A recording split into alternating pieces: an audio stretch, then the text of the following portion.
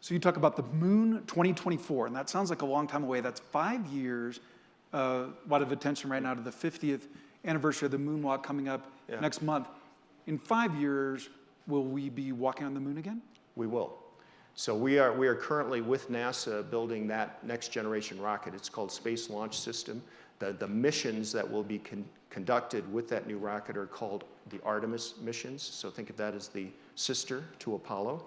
And that work is underway. We're building the first rocket now. It's about 80% complete in terms of stacking the rocket, as we call it.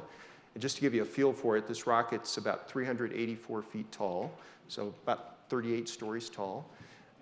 It generates a little over 9 million pounds of thrust, or if you want to put that in car terms, it's about 208,000 Corvette engines.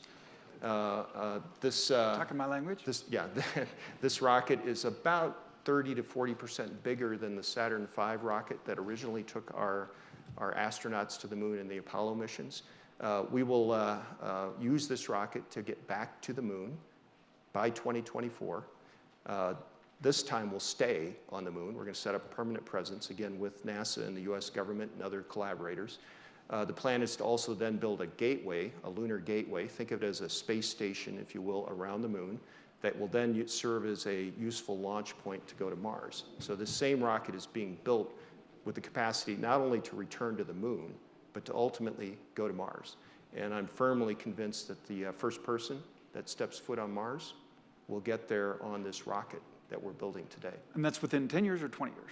I think within a 20-year time span, it's very feasible. It's possible within a 10-year time span. The technology will be ready.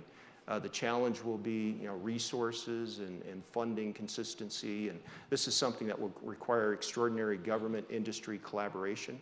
So a decade would be a very aggressive timeline. 2 decades, I think, is very doable, but it's in that kind of time frame. And it's something that really inspires the next generation of talent. When I get the opportunity to go out and talk to students about careers in aerospace, one of the things that gets them the most excited, most inspired, is this idea of deep space exploration and being able to work on the first rocket to Mars, as an example.